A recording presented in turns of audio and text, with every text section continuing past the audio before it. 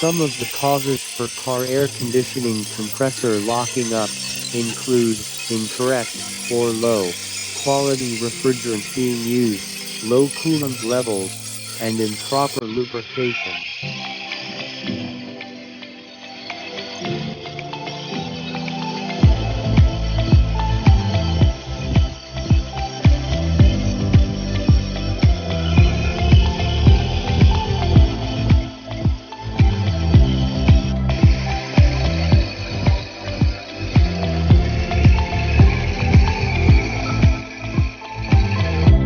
Some of the causes for car air conditioning compressor locking up include incorrect or low quality refrigerant being used, low coolant levels, and improper lubrication.